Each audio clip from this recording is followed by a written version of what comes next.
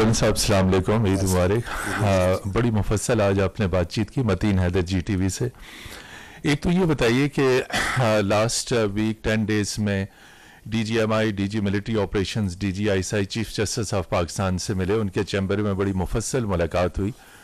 कुछ ये बताइएगा कि ये ब्रीफिंग किस तनाज़र में थी, और आपने कहा कि अफवाज पाकिस्तान जो बरसर इक़्तिदार हुकूमत है उसके साथ है, सुप्रीम कोर्ट भी एक आइनी इदारा है, तो इस वक्त सुप्रीम कोर्ट के जो अहकामात हैं फौज उनको किस नज़र से देखती है। और ट्विटर के ऊपर आपका भी अकाउंट मौजूद है, लास्ट 24 आवर्स में ये ट्रेंड है मार्शल लॉ और इमरजेंसी का, इसको भी रिस्पॉन्ड कर दीजिए। और तीसरा ये बताइए कि इमरान खान साहब ने जिस तरीके से मुसल्लह फ़ौज और इस्टेब्लिशमेंट के बारे में गुज़िश्ता एक साल में जो इंटरव्यूज़ दिए, जो लबो लहजा इख्तियार किया, क्या आप समझते हैं इस वक्त वो सिक्योरिटी रिस्क बन चुके हैं और मुस्तकबिल के लिए वो एक्सेप्टेबल होंगे या अनएक्सेप्टेबल होंगे? Thank you so much.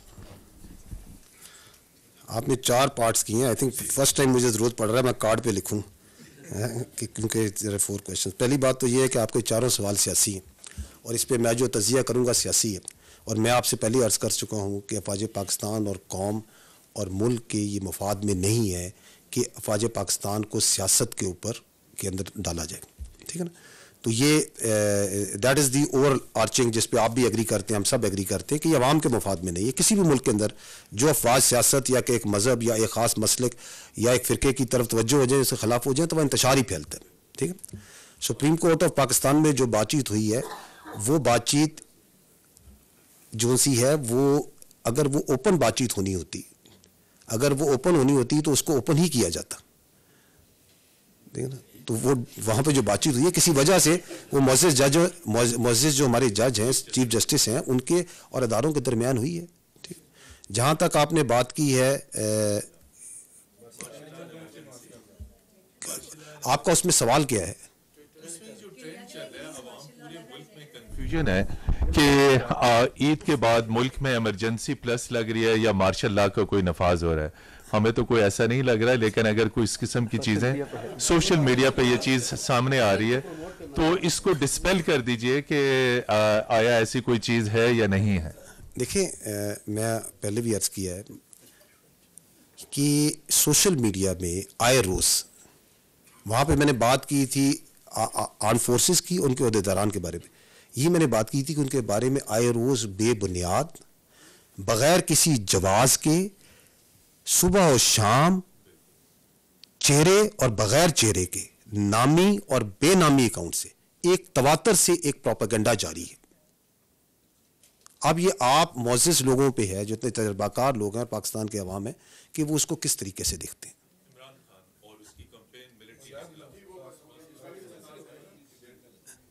I think we have covered all these points if you understand it. अस्सलामुअलैकुम, सानिया सितार और I am from China media group. ये जो कबाल में कल एक इंसिडेंट हुआ है, हादसा हुआ है, उसके हवाले से भी जिस तरह हम सोशल मीडिया की बात करें, और आपने खुद ही कहा है कि वहाँ पर बहुत सारी ख़बरें जो हैं क़यास आराइयाँ भी हो रही होती हैं, कांस्टेंट एक विलिफिकेशन कैंपेन है जिसमें फिर भारतीय हैंडल्स भी जंप इन करते हैं क्योंकि उनको लैंग्वेज का एज होता है। उस हवाले से अगर आप थोड़ी इन्फॉर्मेशन देंगे, कल का जो हादसा कबाल में हुआ था, कबल में हुआ था, वो उसके हवाले से अगर आप थोड़ी सी इन्फॉर्मेशन दें। देखें जी, ये कबल में जो वाक़या हुआ बड़ा अफसोसनाक वाक़या है। अल्लाह ताला जो हमारी सोच और thoughts are with those people who have died, और उनके लवाहिकीन और जो ज़ख्मी हैं, अल्लाह उनको जल्द सेहत दे। इसके ऊपर IG KP के जो हैं उन्होंने एक मुफस्सल अभी ब्रीफिंग दी है जिसमें उन्होंने उसका जिक्र किया है कि उसके क्या जो अभी तक के शवाहिद सामने आए हैं उससे यही लग रहा है कि ये दहशतगर्दी का वाक़या नहीं था ये, लेकिन इसकी तफसील और ये डिटेल जब इंक्वायरी होगी, जब पता चलेगा, तो then we will be able to conclude that. ये एक 3 मंजिला इमारत थी जिसमें एक बेसमेंट थी, एक उसकी ग्राउंड फ्लोर थी और एक पहली मंजिल थी। पहली मंजिल के अंदर एक मालखाना था जिसके अंदर जो कॉन्फिस्केटेड वेपन्स थे और गोला बारूद था वो भी रखा गया था। और बज़ाहिर ये लग रहा है कि ये हादसा वहाँ पे किसी वजह से, हादसाती वजह से ये वाक़या पेश आया। जैसे ये हादसा पेश आया तो जो ट्रुप्स हैं हमारे आर्मी के, वो इमीडिएटली वहाँ पहुँचे और उन्होंने उनकी जो फर्स्ट एक्शंस थे वो उसकी मैनेजमेंट थी। ज़ख्मियों को निकालना है, डेड बॉडीज़ को निकालना है। रात को जो हमारी urban search and rescue team भी पहुँच गई और वेरी इंपॉर्टेंट जो पिंडी से जो तुर्किया भी जिसने पहले गई थी, दे आर ऑल्सो देयर, जो लैंडस्लाइड तोरखम में भी मौजूद थे। और वेरी इंपॉर्टेंटली जो आपकी इंजीनियर्स है और ऑर्डिनेंस के एक्सपर्ट्स भी वहाँ गए, क्योंकि बहुत सा वहाँ पे गोला बारूद जो है उसको डिफ्यूज़ करना है, उसको न्यूट्रलाइज करना है ताकि वो जगह सेव की जा सके। तो that process is still going on और वो आर्मी पुलिस के साथ और ज़िला इंतज़ामिया के साथ काम कर रही है। जी मैंने यही अर्ज़ की कि जो इनिशियल अभी तक इंफॉर्मेशन जो शवाहिद मिल रहे हैं कि ये जो मालखाने में के अंदर जो गोला बारूद पड़ा था वो किसी हादसे की वजह से, मैंने कहा ये आप केपी के आईजी की भी जो प्रेस कॉन्फ्रेंस है इनिशियल, लेकिन ये अभी इंक्वायरी होगी और उससे क्लियर होगा। जनरल साहब मुमताज़ भट्टी दिन से, जनरल साहब थोड़ा सा चूंकि मिलिट्री के रिलेटेड है क्वेश्चन, आपने कहा कि ऑपरेशंस के ऊपर ही रखे जाएं तो बेहतर होगा, मगर चूंकि पंजाब में एक इशू चल रहा है जो ज़रई मुआहदा हुआ पंजाब गवर्नमेंट के साथ मिलिट्री का, उसके ऊपर एक कंट्रोवर्सी बनी और फिर हाई कोर्ट ने उसको जो है वो स्ट्राइक डाउन किया है या उसको मुअत्तल किया है। तो ये मामला आपका इसके ऊपर पॉइंट ऑफ व्यू, इस कंट्रोवर्सी को कैसे ख़त्म किया जा सकता है और आपका पॉइंट ऑफ व्यू इस पर क्या है, क्योंकि वो एग्रीमेंट जो है उसको भी तोड़ मरोड़ के काफ़ी ज़्यादा जो है वो फैलाया गया है। जी ये 2-3 पॉइंट्स हैं जो मैं इसमें आपके गोशगुजार करना चाहूँगा। पहली बात तो ये है कि फूड सिक्योरिटी जो है वो पाकिस्तान के लिए एक चैलेंज है।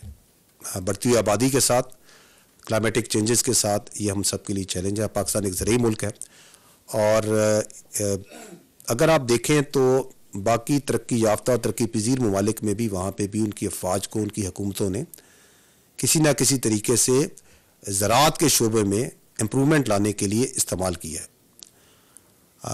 अफवाज पाकिस्तान क्या रोल अदा कर सकती हैं ज़राअत के अंदर बेहतरी लाने के लिए, प्रोडक्शन बढ़ाने के लिए, ज़्यादा ज़मीन को काबिल काश्त करने के लिए? क्या वो कोई तकनीकी मदद होगी, कोई मैनेजमेंट की मदद होगी? ये फैसला सूबाई और फेडरल गवर्नमेंट्स नहीं करना है।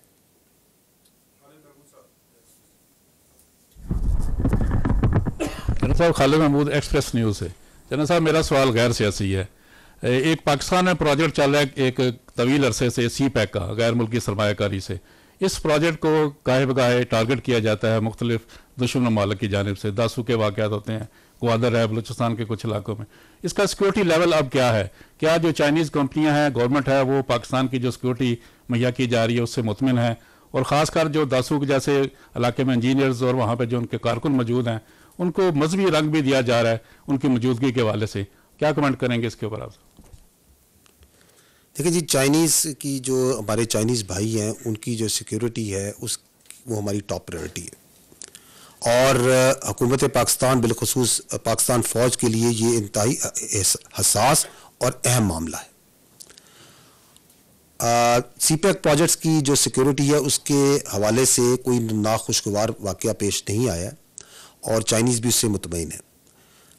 जो नॉन सीपैक प्रोजेक्ट्स हैं उसके ऊपर वज़ीर-ए-आज़म पाकिस्तान ने एक एपेक्स कमेटी के ज़रिए तमाम कंसर्न एजेंसीज़ ज़िलाई लेवल से और सूबाई और फेडरल लेवल पे भी उनका एक मुकम्मल सिक्योरिटी ऑडिट किया गया है और मुतल्लिका इदारे तमाम इस वक्त उन कमियों को, उन ऑडिट को, उसको इम्प्रूव करने में लगे हैं। तो ये this is the position on the security of the Chinese projects, both CPEC and non CPEC. Dasu का जहाँ तक वाक़या है उसके अंदर जो वहाँ की ज़िला इंतज़ामिया और सिक्योरिटी एजेंसीज़ हैं उन्होंने बर वक्त उसको डिफ्यूज़ किया है और वहाँ पे कोई सिक्योरिटी सिचुएशन नहीं बनने दी है। And I think that has been, उन्होंने लोकल इंतज़ामिया ने उसको एक जो इल्ज़ामात थे उनको बर वक्त एक्शन करके एड्रेस किया है।